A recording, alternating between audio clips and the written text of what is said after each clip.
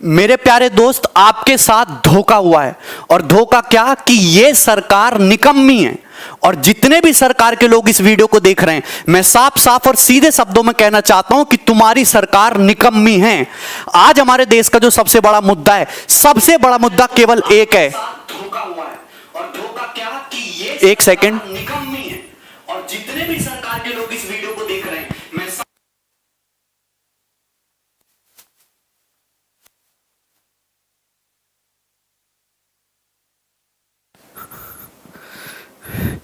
इस समय भारत में, आवाज आ रही है मेरी? इस समय भारत में 10 करोड़ से ज्यादा लोग किसी ना किसी तरीके की बेरोजगारी से जूझ रहे हैं। 2 करोड़ से ज्यादा लोगों की नौकरियां केवल और केवल इस कोरोना के टाइम में गई। 50 लाख से ज्यादा लोगों की नौकरियां केवल और केवल इस जुलाई के महीने में गई। अगर मैं कहूं कि चुनाव का नामांकन आज किया जाए, 2 साल बाद चुनाव कराया जाए, 1 साल बाद चुनाव का रिजल्ट आए और चुनाव में गड़बड़ी के कारण 3 साल कोर्ट में मुकदमा चलता रहे और उसके बाद कोर्ट उस चुनाव को निरस्त कर दे, तो सरकार में बैठे लोगों को और नेताओं को कैसा लगेगा? जो आपको फील होगा, सेम ऐसा फील इंडिया का हर एक स्टूडेंट कॉम्पिटिटिव एग्जाम की तैयारी करने वाला, चाहे वो रेलवे की तैयारी करता हो, चाहे एसएससी की तैयारी करता हो, चाहे आरआरबी की तैयारी करता हो, एनटीपीसी की तैयारी करता हो, डेली ये गम लेके जीता है। आज हमारे देश का जो सबसे बड़ा मुद्दा है वो केवल और केवल बेरोजगारी है। स्टूडेंट मुझसे पूछते हैं कि सर टीयर 3 2018 का रिजल्ट कब आएगा, डिस्क्रिप्टिव का रिजल्ट आएगा? मैं क्या बोलूं? मैं बोलता हूं 2 महीने बाद आ जाएगा भाई, 3 महीने बाद आ जाएगा। लेकिन अगर एसएससी से बात पूछोगे तो एसएससी जवाब देगी भैया 2-3 महीने तो बहुत कम टाइम है, कम से कम 4-5 साल का टाइम तो दे। 4-4 5-5 साल तक बच्चे अटके हुए हैं। मैं आपको डाटा दिखाता हूं। 2018 की सीजल की बात करते हैं।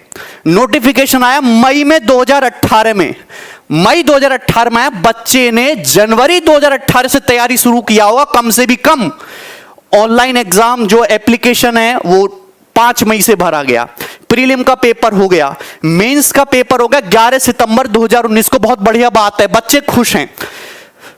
उसके बाद डिस्क्रिप्टिव का पेपर हो, महिमा सुनिए, 29 दिसंबर को। आज तक डिस्क्रिप्टिव के रिजल्ट का पता नहीं है।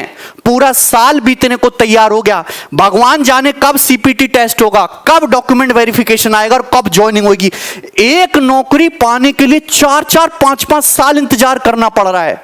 आपका एग्जाम का रिजल्ट तो बहुत जल्दी आ जाता है, आपके काम के मुद्दे तो 1 हफ्ते में निमट जाते हैं, और बच्चे यहां पे 4-4 5-5 साल तक एक नौकरी पाने के लिए जूझ रहे हैं। और वो आंदोलन करते तो पुलिस उन पे लट्ठे बरसाती है, उनको भगा देते वहां से। मैं एक और बात दिखाता हूं। आप देखिए railway exam NTPC group D का 1 मार्च 2019 को नोटिफिकेशन आता है। बंपर वैकेंसी आते हैं 90,000 से ज्यादा, लगभग 1 लाख वैकेंसी आती हैं।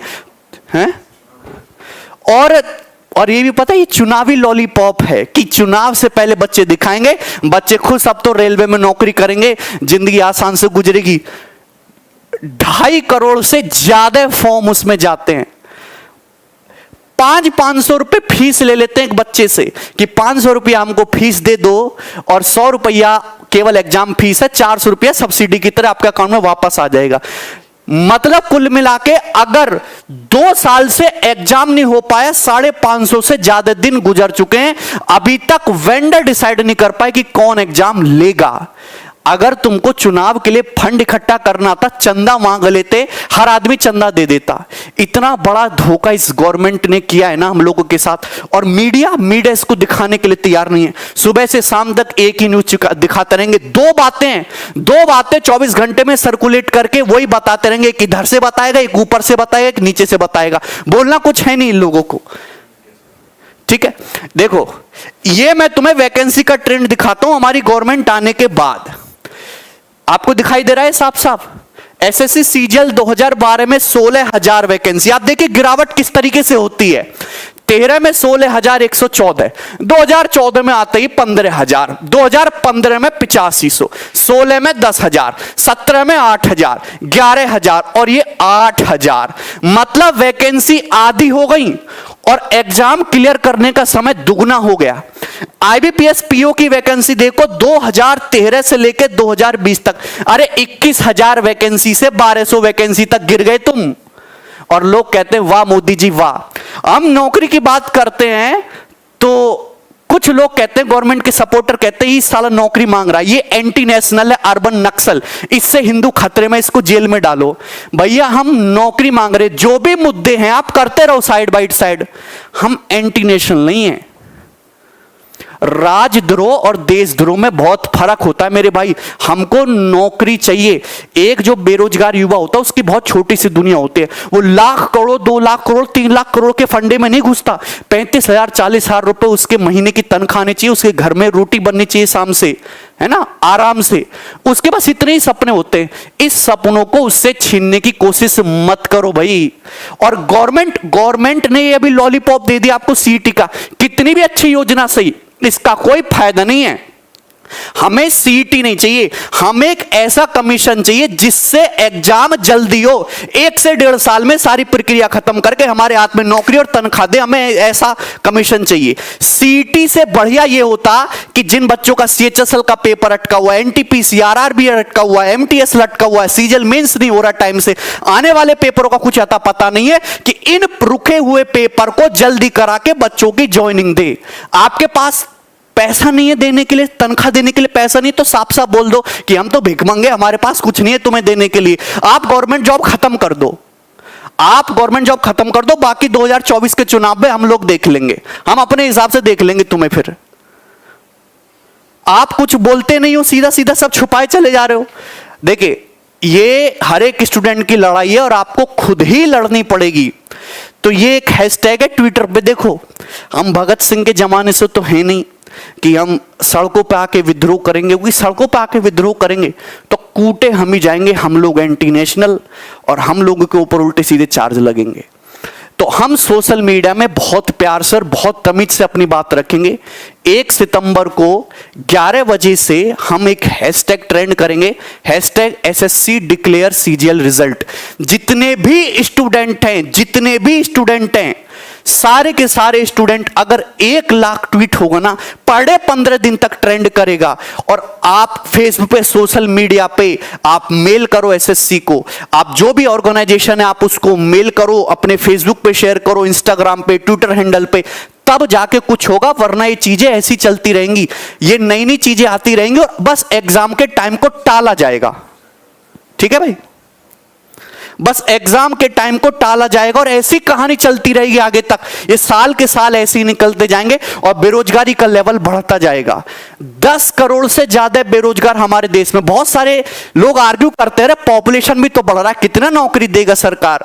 भाई पॉपुलेशन बुड्ढों का थोड़ा ना बढ़ रहा है, पॉपुलेशन बढ़ रहा है जवान लोगों का। हमारे पास पॉपुलेशन नहीं, हमारे पास रिसोर्सेज बढ़ रहे हैं। पहले घर में 1 आदमी कमाने वाला था, आज घर में 5 आदमी जवान कमाने वाले हैं, लेकिन वो पांचों के पांचों घर में बैठे खाली। अगर वो आदमी, अगर एक आदमी 50-50 हजार रुपया कमा के लाएगा तो 2.5 लाख रुपया महीने घर में आएगा।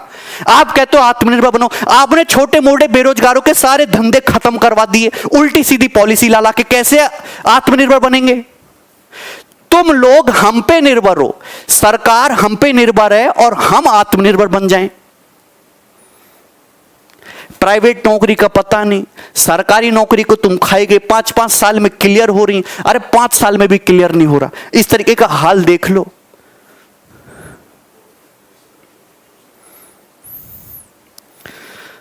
या सुबह से स्टूडेंट का मैसेज आता है, बार बार फोन आता है, कभी कभी तो ऐसे मैसेज भी आते हैं, सर 200 रुपया पेटीएम कर दो, 1000 रुपये सर डाल दो, कोर्स फ्री में दे दो, सर पढ़ना यहाँ अटके हुए हैं, पिताजी की जॉब चली गई, सर कोई टाइपिस्ट की जॉब दे दो, कंटेंट राइटर की जॉब दे दो। मैं क्या करूं, क्या कर सकते हैं हम?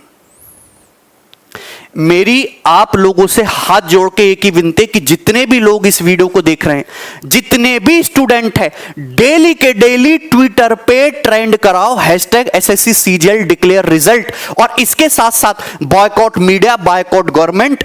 आप जो भी आपके मुद्दे, उन मुद्दों को शांतिपूर्वक देश के सामने रखो, तभी आपकी बात सुनी जाएगी।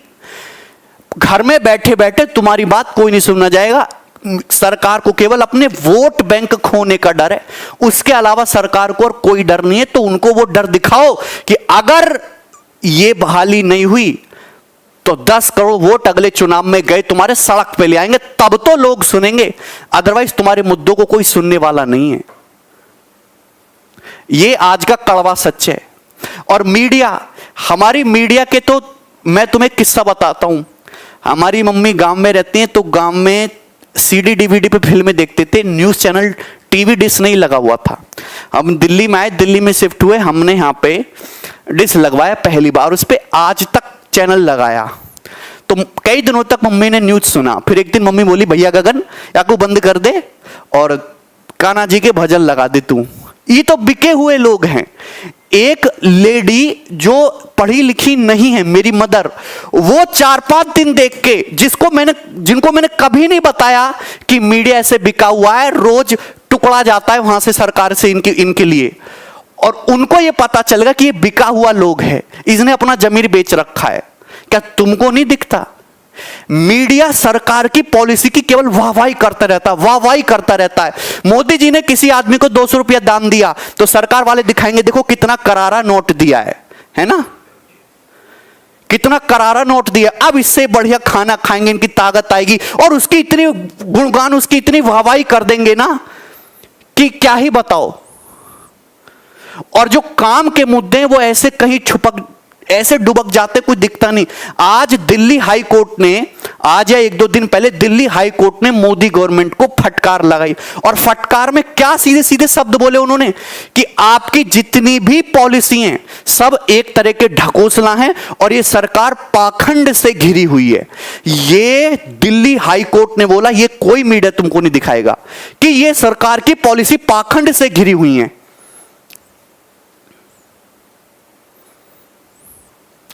मैं क्या बोल सकता हूं? आप एसएससी कमीशन को मेल डालो, ट्विटर पे, फेसबुक पे, इंस्टाग्राम पे, सोशल मीडिया पे, यूट्यूब कमेंट पे एकदम आग लगा दो, फैला दो, जब ही तुम्हारी बात सुनी जाएगी, अदरवाइज तुम्हारी बातों को कोई सुनने वाला नहीं है। और एक बंदा अगर आवाज उठाता है ना तो उल्टे सीधे मुकदमे लगा के उसको जेल में डाल देते हैं ये लोग।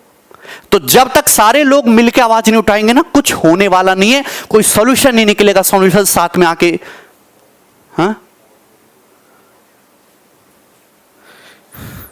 क्या बोलूं मैं?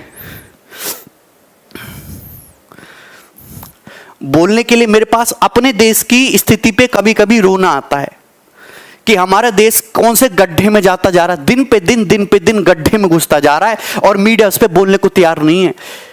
तुम हैं, कोरोना तो सभी के साथ हुआ है और दूसरे देशों में भी आर्थिक स्थिति खराब हुई है, पर वो तो उभर जाएंगे। लेकिन इतना मुझे विश्वास है कि हमारी गवर्नमेंट हमको कोरोना से नहीं उभार पाएगी कभी भी। 2,35,000 करोड़ का तो लोन लेने वाले हैं राज्य, जिससे कि जो लोग ऑलरेडी सरकारी नौकरी में हैं, जो काम चल रहे सरकारी, वो चलते रहें स्मूथली। चलते हुए काम को कंटिन्यूअस रखने के लिए इतना बड़ा लोन लेना पड़ रहा है। और तुम ये बताओ कि सरकार इतनी बेकार हो चुकी है कि वो कैसे नए लोगों को रिक्रूट करेगी और कैसे उन पे इन्वेस्ट करेगी, कैसे उनको ट्रेनिंग करा के उनको काबिल बना के तब तनख्वाह देगी। उसमें तो सरकार का इन्वेस्टमेंट जाएगा। आप जेईई नीट का पेपर तो बड़ा अच्छा करा ले रहे हो हैं, क्योंकि उससे गवर्नमेंट को प्रॉफिट होता है। जिनमें सरकार को पैसा देना पड़ रहा है, नौकरी देना पड़ रही है, वो 3-3, 4-4, 5-5 साल तक अटके पड़े। 3 साल तो मिनिमम टाइम है। 7-8, 8-8 साल से लोगों की नौकरियां अटकी पड़ी हैं। सीटीई ये लागू होने से पहले जितनी भी भारत में भर्तियां रुकी हुई हैं वो सुलटा दो, उसके बाद सीटी लाओ धड़ल्ले से। या तो उम्मीद दो मत, और उम्मीद दो तो भैया उस पे खरा उतरने का एक बार मौका भी दो। या तो उम्मीद दो मत, उम्मीद नहीं दोगे तो अगले चुनाव में हम तुम्हें देख लेंगे। ठीक है, तो इस वीडियो को ज्यादा से ज्यादा शेयर करो, ट्विटर पे शेयर करो, केवल और केवल ट्विटर पे हर किसी को इसमें टैग करो, और भैरी सरकार के कानों में ना बम फोड़ो, तब जाके उनको सुनाई देगा। तुम्हारी बातों को कोई नहीं सुनने वाला, कोई अहमियत नहीं है। अरे डिस्कशन भी नहीं होता तुम्हारा, मन की बातों में बेरोजगारी का डिस्कशन भी नहीं हुआ, मुद्दे ही अलग हैं। बोला था कि हर साल 2 करोड़ नौकरियां आएंगी, हर साल 2 करोड़ से ज्यादा नौकरियां गई हैं, आई नहीं है। चाहे वो प्राइवेट प्लस गवर्नमेंट मिला के बात कर रहा हूं, डाटा है ये। किसान हमारा परेशान है, छोटा जो बिजनेसमैन है, जो छोटा व्यापारी है वो परेशान है, स्टूडेंट परेशान है, टीचर परेशान है, सब परेशान है। मौज में बड़े बड़े बिजनेसमैन, बड़े बड़े लोग, अडानी अंबानी जैसे, वो मौज ले रहे हैं, नेता सांसद मौज ले रहे हैं। ले जाओ, ले जाओ। अभी यमराज जब तुमको पकौड़े तलेगा ना तुम्हारे नरक में, जब तुम्हें पता चलेगा, देखना बढ़िया कढ़ाई बनवाई होगी तुमको तलने के लिए। इस वीडियो को मैं यही छोड़ रहा हूं, इच्छा आपकी है। एक साथ अगर 1 करोड़ लोग विद्रोह करेंगे ना, डेली ट्विटर पे आग लग जाएगी, गवर्नमेंट को सुनना ही पड़ेगा।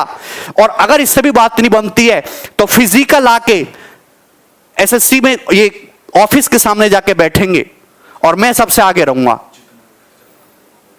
जितना खर्चा होगा, जो भी होगा, मैं करूंगा। मैं बुलाऊंगा लड़कों को यहां पे ट्रेन बुक कर करके, ठीक है।